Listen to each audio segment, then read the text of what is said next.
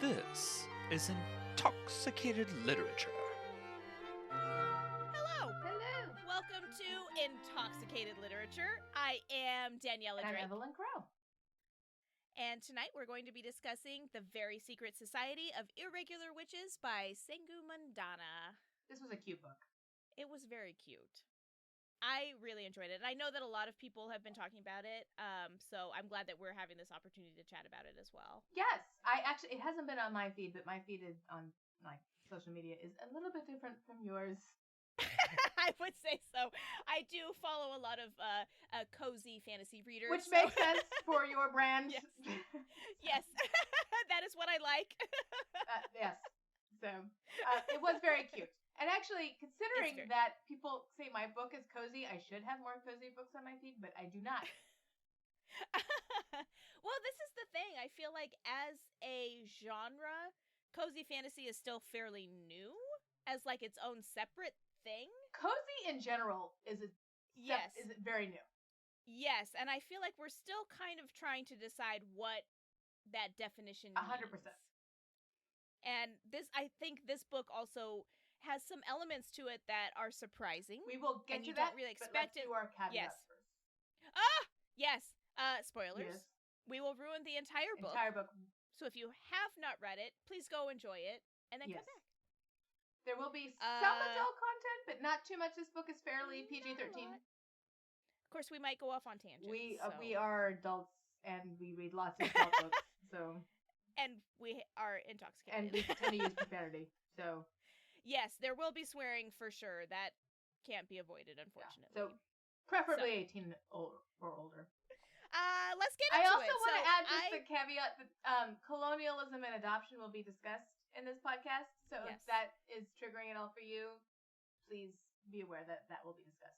Yes, which is what I want to actually get into first and foremost, because I know that when you hear the term cozy, it means something different to everyone, I feel like. Well, people hear cozy and they think non-triggering. They think safe. They think, I can read this and nothing bad will happen. Yes, and I'm not sure that that's really the case, because especially I've read a few so-called cozy fantasies that for me were not cozy at all. That actually really stressed me out because there are a lot of themes of trauma and grief, and you know, one of the main tropes of cozy, I feel like, is found family. Yeah. And a lot of times you don't need found family unless your family is really, truly and terrible. I can use my book, so I don't have to bash anybody else's. And I can use my book for this. So when I wrote my book, I wrote it thinking it was a dark urban fantasy because it dealt with a lot of dark themes. She was exiled from her family, kicked out, could not live with them anymore, and had to live on her own. And there was like murder, and it's a whole lot of really dark themes dealing with trauma and purity culture and a lot of really serious things. And then readers would come back to me and say things like, it felt cozy. And I remember thinking, the fuck you said? I know. Because there is a whole page and a half of this book, if you buy the paperback, that is content warnings. Because I wanted to make sure that no one went into this book and found something that was triggering for them. Because I wrote it knowing that there was going to be triggering content in it. Because I thought it was going to be dark. So when you think cozy, you think low stakes versus high stakes, I suppose. I do think that that's part of it. I think a lot of people think low stakes. They think a smaller, more intimate story. It's not like end of the world, like epic fantasy type situations. Right. And unfortunately, that does tend to lend itself to people who find each other and, you know, create their own families because they don't have families of their own or whatever. So a lot of the time, you do have these characters who just have these horribly traumatic pasts that are difficult to read about. They're hard. And so when you like low stakes, okay, great.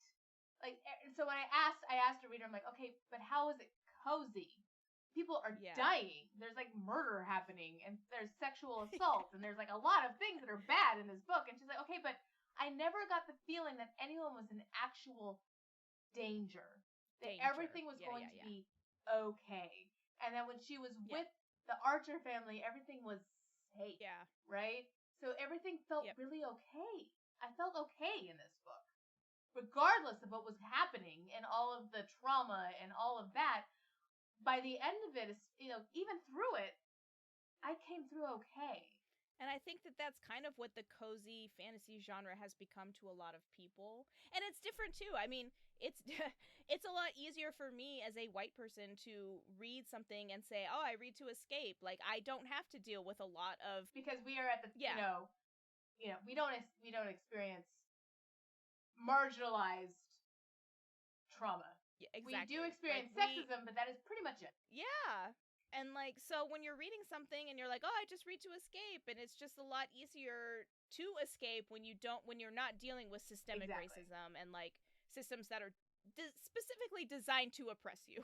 And that's something that came up in this book. Like there are there are children in this book who have been taken from their homes and brought to a different country to be raised. Because we read diversely and because we are fairly educated. I am not saying I'm completely educated because I'm always learning. Absolutely not. There's always room to grow. So the author is a person of color. She lives in a predominantly white. She is British. So she has lived in Britain her own. I think she's British. I'm not confident that she's British. I think she's British. Is she Australian? No, I think she's British. Yeah. But she's a person of color living in a predominantly white culture. Yes. And I remember getting to the part in the book where she's describing the children living in this very white, rich woman's house. And the protagonist is also a person of color who has been taken from her home in India by a rich white woman whose parents have died. And I'm going, okay, what?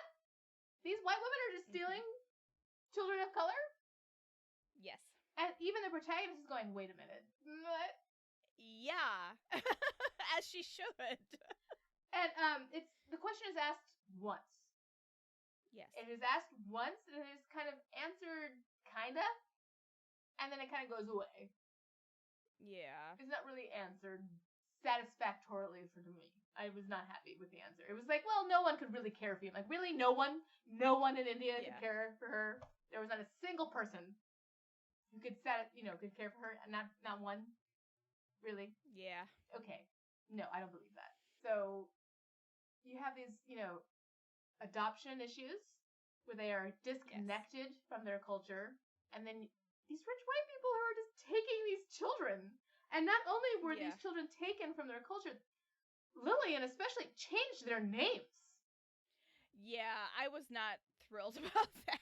Changed their fucking names, and I was like, what? I know. The fuck was that? That upset me. I mean, it was bad already, and then that happened, and I was like, oh no, wait a minute. Excuse me? Yeah, I agree.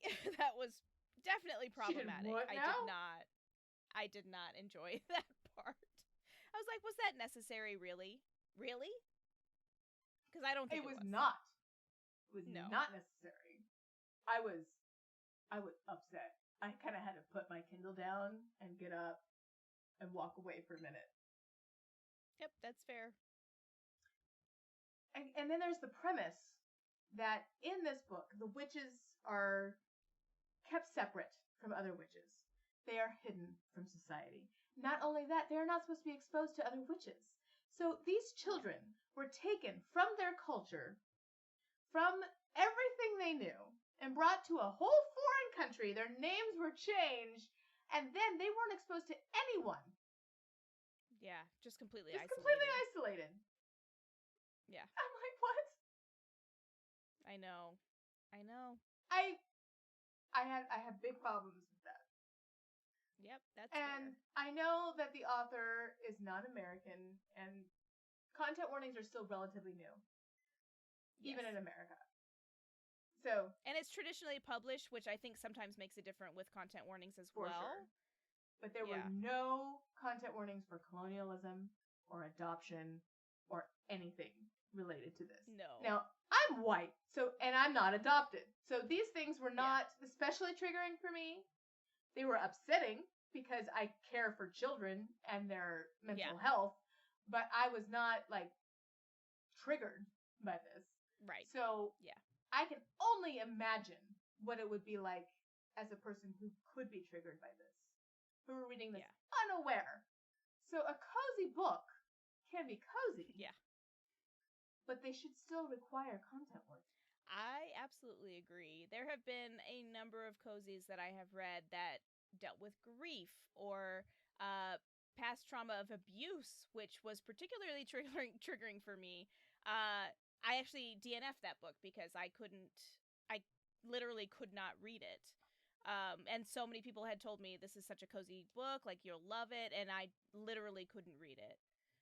And if I had known that this was the back, like this was just part of the character, like backstory. It wasn't even part of the main story. Or trauma. Yeah, I just couldn't. Well, and I talked to a friend of mine who was reading a book that was considered a cozy book, and it dealt with cancer. Yeah. Whose sister is struggling with cancer. She's like, I can't read this book, and there was no content warning. Yeah. And it's like, okay, I get that it's cozy. Yeah. But content warnings are there for a reason. Yeah, at least let me go in with my eyes open. Like, I just want to know what it is so I can prepare myself and decide if this is something that I should be reading right now. Maybe I don't read it right now, but I read it, a few years from now. Here's my question to you. There are people who say that content warnings are spoilers. What? Yes, there's the argument that content warnings are spoilers.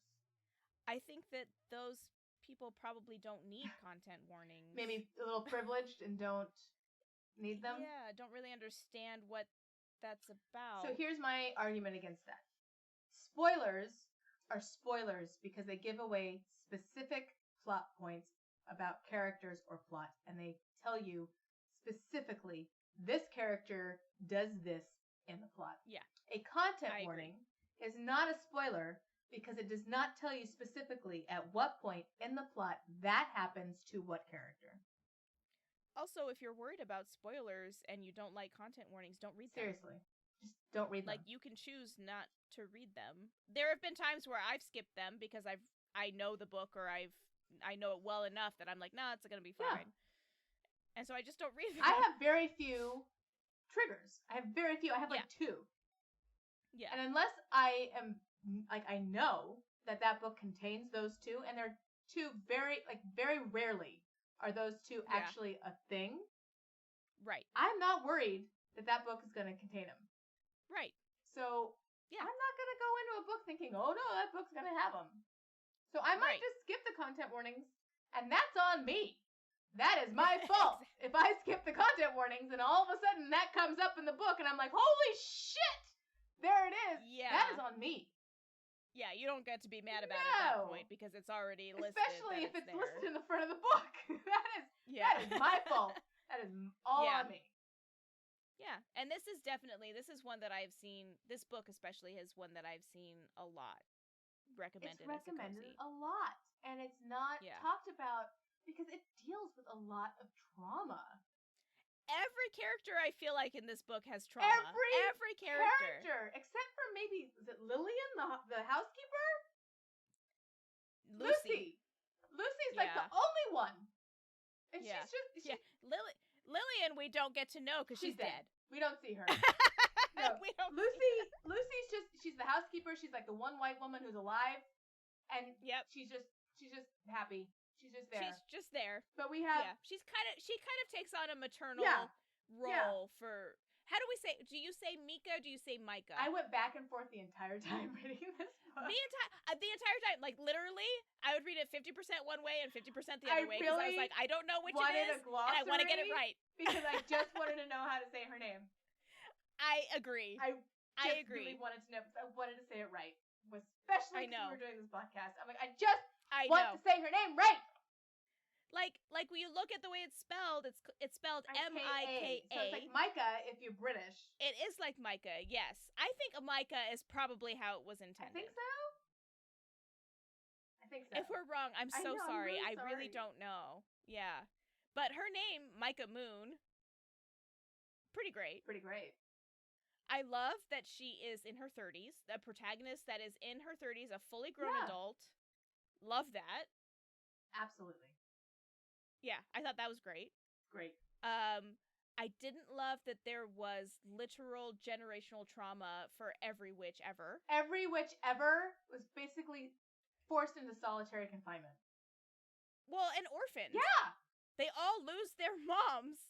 Like, what the at a fuck young is age. That? Oh, not just their moms, like their parents. They are orphaned. Yeah. Yeah. And I remember reading that and just going, huh? I know. I almost put the book down. I'm not even joking. Because I'm a mom, and I just was like, nope. Yeah, that's upsetting. Because it wasn't like even like, I can't read things about kids being harmed. That's like one of my triggers. And I'm like, yeah. That's a kid getting harmed. Their parents are gone. Yep. Content warnings! I know. But the thing is, you don't see the kid getting harmed. It's off screen. No. Yeah. But at the same time, Mike is being picked up by a strange white woman who's in India. Why are these white women traveling the globe and picking up these foreign children? What the fuck, Britain? I know. What is happening? Yeah. But that's how it works in this book, so we just have to go with it, unfortunately. And actually, Primrose and Edward are both kind of like antagonists. I will say. Primrose was Micah's like caretaker. I don't even want to say parent because she was never there. No, she hired a bunch of nannies, and as soon as the nanny found out that Micah was a witch, she would erase her memory and send her packing and hire a new one. But this is the thing, too, like, the book does address this, because Micah finally says, like, hey, why didn't you raise me? Like, you didn't teach me much about magic, like, why weren't you more a part of my life? And it's like, oh, trauma. Trauma is the answer. Like, her aunt and uncle abused her so much that she didn't want to do that to her, so she just stayed away. And that was so much worse than what it would have been if she had just been a part of her life. I was like, you should have seen me. Every time Primrose said, like, I can't believe you didn't trust me, and, like, asked me this question, I was like, Arr! I know. Like, how do you... I'm pretty sure that's how Micah was feeling, like, what do you mean, why didn't I trust you? You were never there! And every time I asked you a question, you just ignored me or told me to shut up, and it was like a secret witch thing. You were never there. Well, and she's so baffled when she finally does ask these questions and Primrose answers her, and she's like, why would she finally answer me? And it takes Jamie going, maybe because you're both adults now. I know. Like, you were a kid before, and now you're an adult. And she's like, wait. Oh. Like, it's such a sad moment. Oh, my God. It was not a happy feeling. It was just like, oh, my God. I know, but I love Micah so much. For all of, like, her upbringing was so... dismal. So terrible. Yes. Dismal. Yeah. I was not happy. Not at all. Just dismal and gray. Yeah. If I had to pick 2 words to describe it, that would be it. Yep. Dismal and gray. And then, yeah, for sure. At the same time, though, she picks Jamie, who is the grumpiest person. I know. But at the same time, I'm like, I'm married to Jamie, so I get it. Yeah. Yeah. But she sees who he is. And he also has his own trauma, because everybody in this book has a traumatic background. Everybody has fucking trauma. Yeah. Yeah. Everybody. I mean, that's what the found family trope is. I know. Yeah. Everybody has fucking trauma. You got Jamie, who was chased out of his house by his brothers. I know, so upsetting. Oh my God. I know. Like, when I heard his backstory, I'm like, Jesus Christ. I know. It's awful. Jesus, I knew it was going to be bad, and then I heard it, and it was way worse than I thought it was going to be, and I'm like, oh my God. I know. Why? And then we've got Ian and Ken, and I couldn't help but think of Ian as Ian McKellen the entire book, and I don't know if that was the intention, but that is all that went through my head. And then, the thing with Ian and Ken is, like, I loved them to pieces, But I just, every time they were talking about their past and how they had lived in secret and they couldn't love each other, and it was only recently they could have gotten married, I'm just like, oh, God. I know. Yeah. Ah! But I loved it so much. Like, they're all so different, but they all are family, and they just accept each other the way that they are, and that's just the way that it is, and they all love each other, and they're supportive, and that's what makes this book work, I think. But with all of the problems it has. You know what makes the book work? What? Are the kids. Yeah. The kids are hilarious. Terracotta. Oh my God. Just like threatening murder the whole time. That Terracotta is fucking Jamie in miniature. Oh, 100%! And it's hilarious because Jamie doesn't even see it but loves her so much. Adore it. Oh, so good.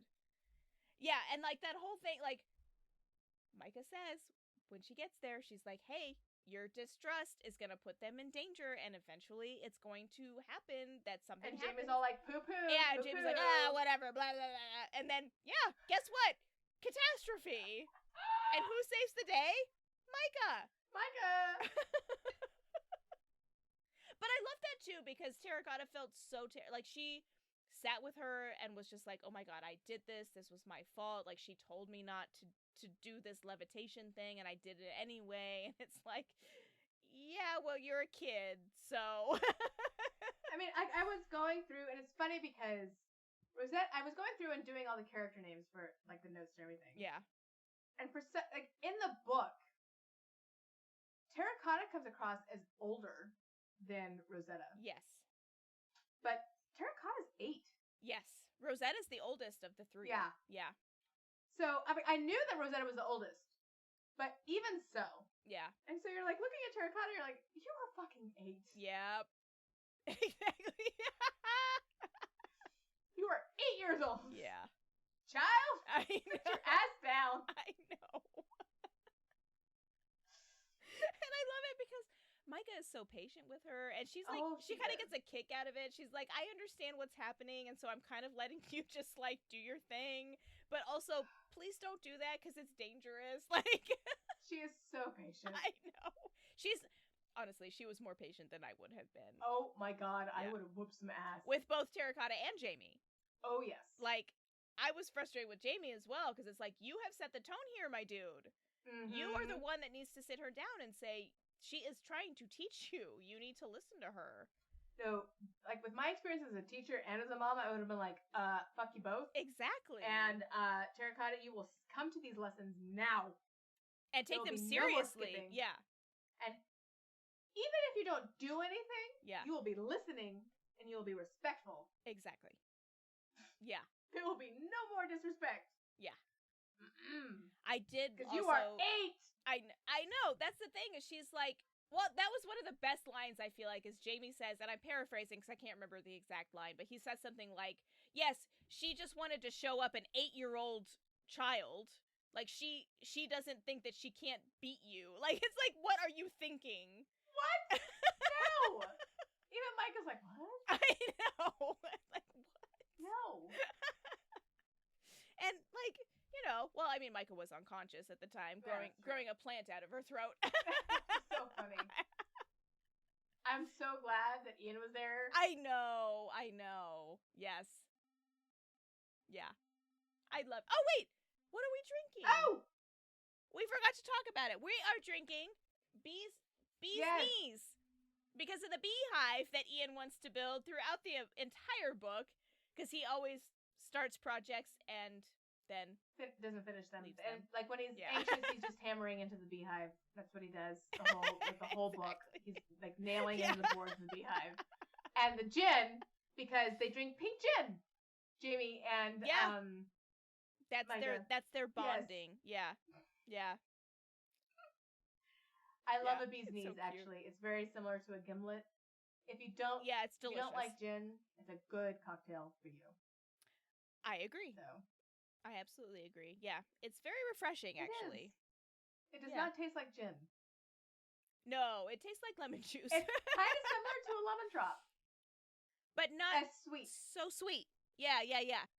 What else did I want to talk about? Oh, the setting. Nowhere House. Nowhere House. Oh my god. The initial description of Ian and Ken's cottage sounded exactly like the cottage from The Holiday. Yes. And I was like, sold. I'm in. When do I move in? Like, I'm here for it. I want to live in a cottage on the beach. Right? There. Oh, it sounded amazing. I also want to be able to call down, like, starlight. Oh, that was so cool. Yeah, let's talk about the magic a little bit, because it was a little bit different from what you usually see with, like, witchy books. Yeah. Which I liked a lot, actually. It was very unique. But, like, being able to capture moonlight and starlight and, like, all that kind of, well, like, also, like, the magic was always there, and it was kind of mischievous, and it wanted to be used. And it built up with the more witches that were there, the more that it wanted to be used, and that's one of the reasons why you couldn't be around other witches, and that was one of the... And, like, the little nudge that it gives her when she gets the initial note from Ian, where it's like, hey, we're looking for a witch tutor, and she's like, what the fuck is this? I mean, but, like, the magic is like, yeah, you should do it. Like, go. Yeah, I liked it a lot. I thought that was really cool. Cute. Yeah, I thought so, too. And the witch fire that only works on cauldrons. Dude, when that rope ladder caught fire, and I'm like, what? I know. And she goes, oh, I got this. It's whatever. And even the people who were, like, living at Nowhere House, I know. like, oh, that happens, like, all the time. It's just, like, it never burns the kids or anything. And I'm like, what is happening? I know. And they're just, like, nonchalant. It's fine. What is happening right now? And Mike is like, oh, yeah, no, that's just witchfire. I got that. Shoop. And then it was gone. So good. I love it so much. And when they go, she finally convinces all of the people to let Rosetta go to this bookstore in town. Mm-hmm.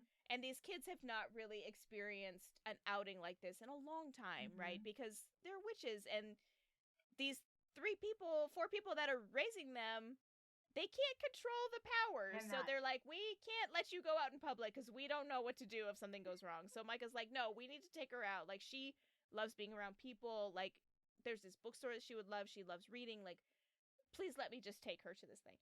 And she accidentally creates a little cyclone because she gets upset. It's a whole thing. It's a whole thing. Because she gets mad about, like, comic book. Like, they're talking about comic books. She's talking about comic books with these boys.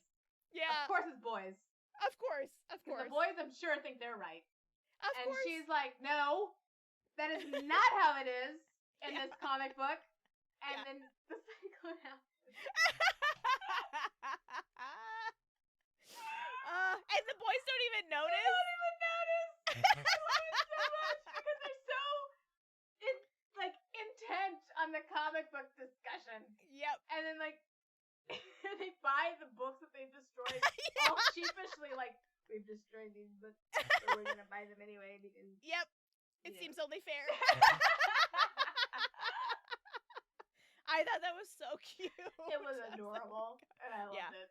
And I loved it, too, because the whole reason it happens is because Ian is trying to play matchmaker and sends Micah off so she can't control the magic. Yeah. Like, Ian... Oh, Ian. His heart is so big. It is. He just wants everyone to be happy and to be in love as much as he's in love with Ken. Like, and you can't really be upset about it, but also it's like, my dude, priorities. Okay, but also, did you have on your bingo card in this book that the kids would reanimate a corpse? Absolutely not. Absolutely not. When that happened, I was like, wait, he opened the door to what? Like, I got to that part and I went, say what now? You did what? With what? Yeah. It's like, what? And Micah was just like, oh yeah, I can see how that would make sense. And I'm like, no! I know. No! Children! That does not make sense. That does not make sense in any universe. That was your first thought? Well, they are children. No! I'm sure they thought if they could, like, reanimate the bones from a distance, maybe they could convince. But they're I don't bones! know. And the whole thing was hilarious. Oh my god! Such a good scene. And I'm just like, okay, well, let's take this problem we have right? you, children. I appreciate your help. Now but what? It had to go that way because that was the only way that she was going to call Primrose. I know. But I was like, holy shit. Yeah, it was, wow, that was pretty epic. Yeah. There were actually a lot of really funny moments in this book. Like, there were moments where I literally, it made me laugh out loud. I mean, every interaction between Micah and Jamie where she's just needling him. Oh, yeah, that was hilarious. So good. I even enjoyed, like, Edward's point of view. Like, his whole point of view was hilarious. Like, his whole, because it was so delusional. Oh, yeah. It was so delusional, and everything he said, I was like, no, that's not how it is. I know. He had convinced himself of a truth that was absolutely not there. Completely false. Yeah. Like, no, my dude. That is not how the world is. No one is going ever to promote you to partner at your firm because you're just not that good. Yeah. You have been working there how long? No, I'm sorry. I know. No, that is just not going to happen. You need to let that go right now. Mm-hmm. You have a few more years of seasoning before that happens. I think you're going to retire before that happens. Yeah. Were you surprised to learn that Primrose and Lillian were sisters? No. Yeah, I wasn't that surprised either. This was not the kind of book where you're surprised by the twists. Not really, no. And she sets up enough, like, kind of, like, clues that you're going, wait a minute. Like, she calls her Peony at one point, and I'm like, okay. Yeah. I mean, again, this is not a book that you're surprised by. No, and that's not the point of this book. Again, like, it's supposed to just make you feel good. Like, It is it's a cozy book. You're not supposed to be like, ooh, woo, surprise, shock. It's not a romantic thriller. Exactly. So, not the point. Yeah. The point was that Primrose was able to let the kids stay with Micah. Because, again, Primrose was an antagonist. Primrose could have taken those children away. She was going to. Yeah. And then Micah was like, nope, over my dead body. Yep. Oh my god. Micah threatening Edward? Oh, that was so good. So good. It was so good for so many reasons. Yes. First of all, it was very satisfying. Yes. It was just very satisfying to see Edward, like, get put in his place, right? That. But also, it was so satisfying seeing Micah be like, you know what? No, fuck you. I am the strong one in this scenario. Like, you don't get to tell me what to do or whatever. Like, I'm the one with the power here. I am the witch. You should be afraid of me. Exactly. And just owning it and accepting it as a part of herself in a way that she hadn't really up to that point. Because she had been made afraid of her own power and her own person for so long. Because, again, it was a huge character moment for her. Yeah, right. Yeah, it was just, like, such a great satisfaction. Like, I felt so much satisfaction in that moment. And then Jamie's all like, oh no, Edward's not a problem. Micah scared the shit out of her. He's fine. Yeah, exactly. He'll be fine for a while. Yeah. He might leave and not say anything. Yeah, we don't have to worry about Edward. So good. But I liked it too, because, like, the very last scene is, like, a completely different, like, the first scene you see this meeting of the Society of Witches, which is what Micah calls them, the entire book, just to needle Primrose, which I think is also hilarious. But, like, they're meeting in the middle of nowhere, and they are miserable, and they barely get to interact, they barely get to connect, and this last scene of the book is her with all of these witches in her, like, private house, like, nobody should be able to find it, like, such a secret place, and they're all laughing and having fun. They've got their significant others. Like, it's just a whole different vibe. It's community. Yes. At the end. Community. Yeah. And it's absolutely what was missing in the beginning. Yeah. And, like, Primrose is like, don't expect this to happen all the time. And I'm thinking, it's happening. It's all the time. Yeah. You're never going to be able to stop it now. Like, this is, the train has left the station. Once this has happened, and not only that, I anticipate, I don't know if there's a second book after this, but I bet that curse is broken. Somehow. Right? That's what I think happens, too. Like, now that now that Micah knows exactly what went wrong, she's like, okay, we're gonna fix this. Yeah.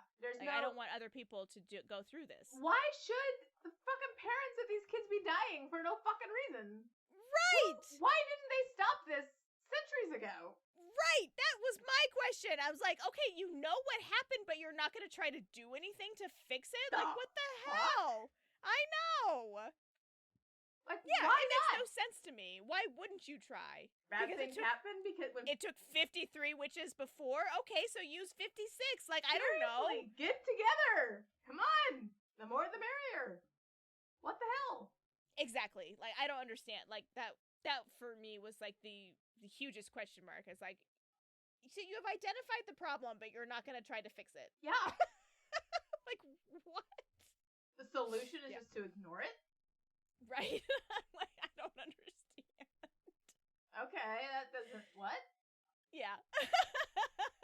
The solution is not just to ignore it. It is to just try not to have kids. Yeah. Ever? Right. Right. Okay. That seems counterintuitive. Yeah. Also counter to biology. Yeah. Yeah. Especially prior to birth control. I know. I don't understand. Yeah. It was baffling to me, that part. But what do I know? Also, can we talk about the bestest dog? Oh my god. Such as a wee puppy. Little golden retriever. I know. I love Everybody loves her. So cute. And like written like an absolute golden retriever. Oh, yeah. One of the best written golden retrievers I have ever seen. Yeah, I would be surprised if she doesn't have a golden retriever. Right? 100%. Yeah. Yeah. I wish I could magic away my lab's hair. Ugh. That was like, every once in a while you read these books and you have like the one spell where you're going, I really want to be able to do that. That was the one where I was like, as soon as she said I magicked it away, I'm like, oh, that would be amazing. Yeah. It's everywhere. It's everywhere, and no, it doesn't matter what you do, how often you brush them. Like, it doesn't matter. Nope. Yeah. Nope. I know. I brush her every day. I know. It doesn't matter. Doesn't matter. Nope. It just gets everywhere. Everywhere. But then you have the love, so the love. Yeah, you can't really be mad about the fur because the love, unconditional love. That was the most golden retriever in a book I've ever seen. Yes, absolutely. Yeah. Did you want to talk about the fact that this is technically a slow burn romance? I laughed. I wasn't really even that mad. I just thought it was hilarious. I got finally to the culmination. So it is a Grumpy Sunshine trope. Yes. For sure. I mean, there is no hesitation about that. Oh, absolutely. Definitely a Grumpy Sunshine trope. He literally calls her Sunshine at one point, I feel like. And he's the grumpiest of grumpy. Yes. He just scowls all the fucking time. Yeah. Until they get together. Like, their sex is like the happiest sex I've ever seen. It's like the sweetest sex ever. I know. It's so funny. Yeah. It's so sweet.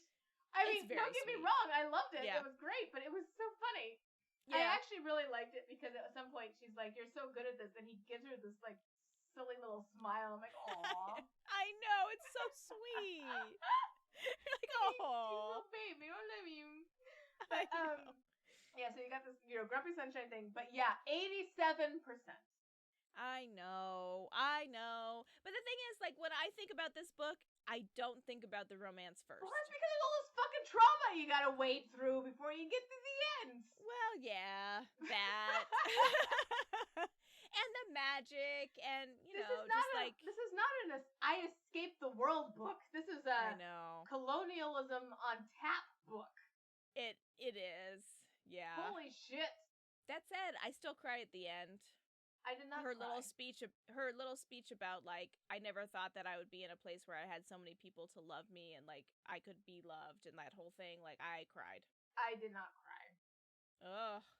It got me. I didn't cry. I will give you that. It's not that it wasn't emotional, but I didn't cry.